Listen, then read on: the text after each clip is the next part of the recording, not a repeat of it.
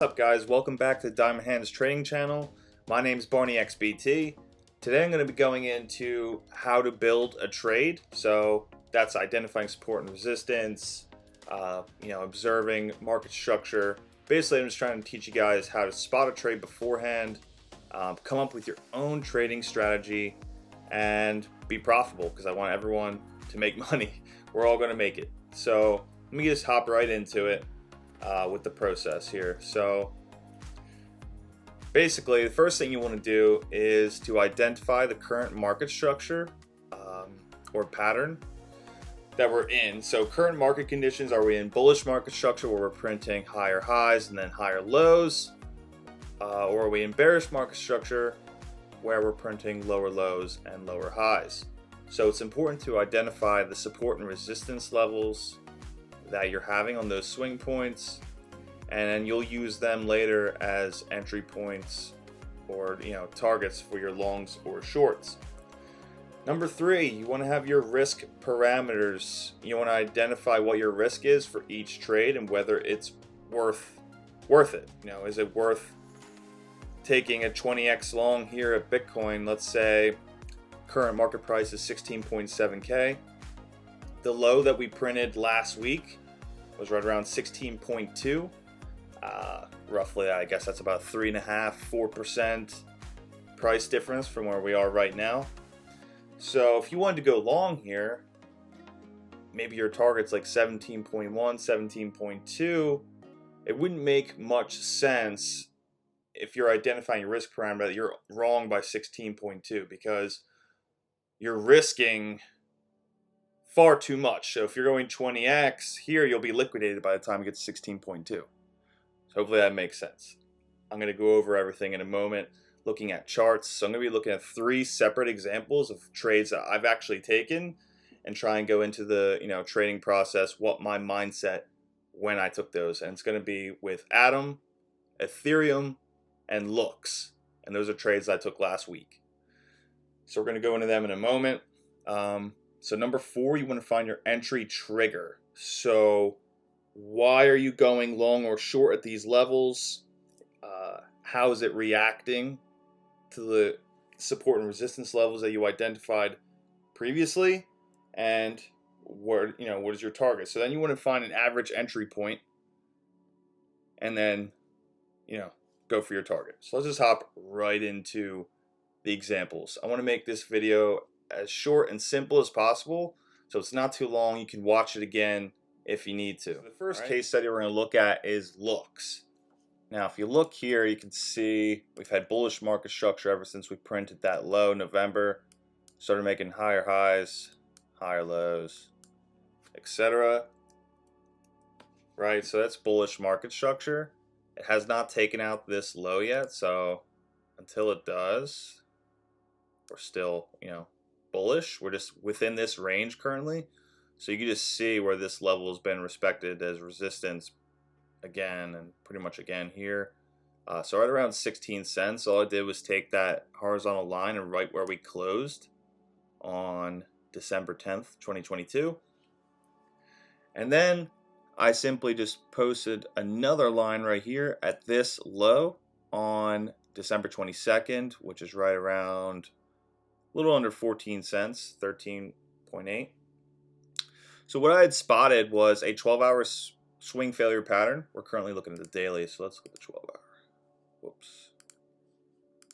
This is what I noticed, right? So if you look at my previous videos, a swing failure pattern is when price briefly trades below a certain level or above a certain level and then ends up going all the way back and closing above it, right? So that's a bullish SFP right there. So I said that in our community trading group, and my plan was to go long. So I immediately went long right around 14.2, like right in this area. And I got squeezed a little bit after, but now that I've identified, that's my entry trigger, right? So the entry trigger was swing failure pattern on high time frame. I want to go long. Then you identify your risk parameters. Where am I wrong? It's if we go back below this low. So you can place your stop loss anywhere there, depending on your leverage, right? That's about a 4%, so I would keep it pretty tight, right? And my target was these previous highs and eventually 16 cents. So I'm still in this. I've taken some profit right here. Like I like this, that it pumped straight up. You know, it's still closed above it. We really just need to see what these next two 12-hour candles do, you know, going into midweek. So best case would be we get back above here, start treating as support, and then try and take out these highs here. But, you know, if it does not, then I would want to close it here, right? Because I don't want it to go all the way back down to my entry after it being, I think, an 8% pump so far from entry. If you're going to the top of the wick, 12%, resistance level about 8, and current price from entry is a 7.5% pump. So when you're leveraged long, that's a big increase in your portfolio. And hopefully, those of you who are in our community Telegram took that trade. So that's looks. Next, we're going to go into Ethereum. So my trading plan for Ethereum, it was more on a 1-hour time frame. I'm still holding it just because it's not as volatile. But it was right here. Okay? So first off, I identified a triple bottom pattern. Price had came down into this 1180 level 3 times, and each time it pumped all the way back up and closed around 1185. Boom, boom, and boom. So, you know, I identify our support and resistance. I got strong resistance up here at 1230, so that'll be a good target for going long. And we know that 1180 is a very strong support. So when I took the long, I was looking here, and we're kind of in this very tight range for a few hours. Ended up having that push above, but closing below right here around 1194. And then those next 2-3 hours, we had that strong close above. So as soon as I saw that we were, you know, kept pushing up at this level, even though it was, you know, previously treated as resistance, that's actually when I went long. Right around 1196, and I posted that in the Telegram. So, you know, we kept getting squeezed, bring it back down to our entry again and again 3 times until it finally started taking off. So my main target for this trade is 1230. I'm still in it, but that's kind of how I wanted to, you know, I want to show you guys, you know, how I came up with my target, why I entered here even though it kept coming back below and not taking profit here, etc. And where I was wrong. So my stop loss, I knew if we go back below this wick here of this strong hourly candle, then the idea is kind of invalidated. So I had my stop loss right around 1185, which would have been right around this low here. Or if you want to be, you know, if you want to have wider risk parameters, and you don't want to have only a 1% stop loss, you could have simply put it below this 1181 level, because we know that's a very strong level. Every time it's come there in this, you know, range, it's always pumped back up. Okay, so that's Ethereum example. The last example I'm going to show you guys for the night is Atom. So what I was looking at for Atom, I was looking at more higher time frame, right? So we started seeing this bullish market structure right around mid-December. We started printing higher lows, higher highs again and again. You know, you can just see that beautiful bullish market structure.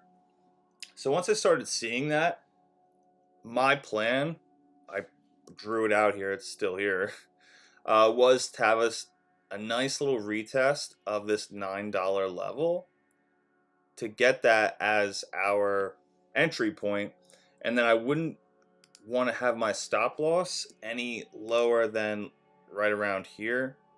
I had a very wide once because I only took about a 2x long, so I was only risking about 7-8% of my account. So I put my stop loss below this low, right around 865, 867 area, and I went long at $9, right? So it doesn't really matter if price was to come back down here and briefly trades below this low and then gets back up. I would add to the position even though I'm underwater. That would just be the way I would trade. Just keeping the same stop loss because I'm not wrong. Like my trade idea isn't wrong unless we go below here and have a strong close below, or start treating this level as resistance, because then I would think we're going to take out these lows here. Okay, hopefully that makes sense. So for my target, I have this area up here, which was a tight range between $10.24 and right around 10 bucks. You can see how it was treated as resistance here, resistance, support, resistance. So obviously I know it's a strong level, and that was my target. So it kind of played out beautifully. From my entry, I'm now up right around 30% of my account. So if you're 3x long and you have $3,000 in there, let's say you open up a $9,000 USD position, price pumps up 10%. So yeah, you just turned your $3,000 into 3,900. If you want to think of it that way. I can close here. I'm probably going to close most of it out around 10 bucks. At least 75% of the trade, and then we'll see what happens. So when do you close a trade? You know what I mean? You can close here for conservative, like price hit your target. You should be very happy with yourself that you executed this perfectly and it played out the way you wanted it to. Let's say price got up above here and then started treating it as support. Then I would either want to compound the position and I would look for higher targets. Higher targets being maybe 1087. Maybe we get back above into this range, right? So hopefully that makes sense. If you guys have any questions, leave it in the comments below. As always, if you feel you got value in this video, I appreciate if you like and subscribe.